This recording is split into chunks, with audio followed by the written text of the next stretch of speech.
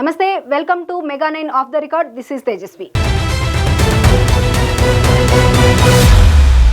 ఒకటి కాదు, రెండు కాదు, ఏకంగా 39 ఎకరాల ప్రభుత్వ భూమిని ఆక్రమించారు. హైడ్రా రంగంలోకి దిగి భూములను స్వాధీనం చేసుకుని హెచ్చరిక బోర్డును ఏర్పాటు చేస్తే ఆ బోర్డును కాస్త తొలగించేశారు. ఇదంతా చేసింది మైలవరం ఎమ్మెల్యే వసంత. అయితే మళ్లీ రంగప్రవేశం చేసిన హైడ్రా బోర్డు తొలగించిన స్థానంలో మళ్లీ హెచ్చరిక బోర్డును ఏర్పాటు చేసింది. దీంతో వసంత కృష్ణప్రసాద్ న్యాయ పోరాటానికి సిద్ధమవుతున్నారు. అయినా తగ్గని హైడ్రా సంబంధిత ఎమ్మెల్యేపై చట్టపరమైన చర్యలకు పూనుకుంటుండడం చర్చనీయాంశంగా మారింది.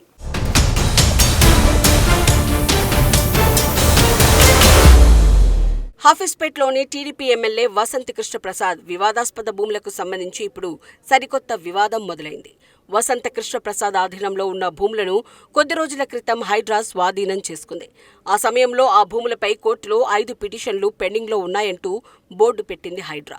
అయితే హాఫీస్పేట్లోని భూముల్లో హైడ్రా ఏర్పాటు చేసిన బోర్డును తాజాగా ఎమ్మెల్యే వసంత కృష్ణప్రసాద్ మనుషులు మాయించేశారు. దీంతో హైడ్రా మరోసారి రంగంలోకి దిగింది.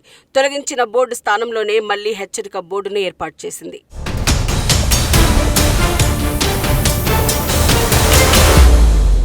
హాఫీస్పేట్ భూముల విషయంలో హైడ్రా చేపట్టిన చర్యలపై ఎమ్మెల్యే వసంత కృష్ణప్రసాద్ తీవ్ర అభ్యంతరం వ్యక్తం చేస్తున్నారు. సర్వే నంబర్ 79లోని 39 ఎకరాల భూములను తాము రెగ్యులరైజ్ చేయించుకున్నామంటున్నారు ఎమ్మెల్యే వసంత్. హైడ్రాపై పోలీస్ స్టేషన్లో కేసు పెడతామంటున్నారు.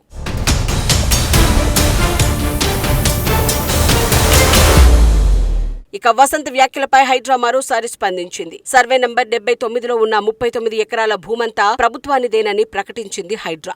ఈ భూముల్లో ఎలాంటి నిర్మాణాలు చేపట్టవద్దని స్టేటస్ కో మెయింటైన్ చేస్తూ నాట్ టు ఇంటర్ఫియర్ అంటూ హైకోర్టు ఆదేశాలు ఇచ్చినట్లు హైడ్రా స్పష్టం చేసింది. అలాగే చట్టపరమైన చర్యలు తీసుకోమని హైడ్రాకు హైకోర్టు స్పష్టమైన సూచనలు చేయడంతోనే ప్రభుత్వ భూమిలో బోర్డు ఏర్పాటు చేశామని హైడ్రా చెబుతోంది.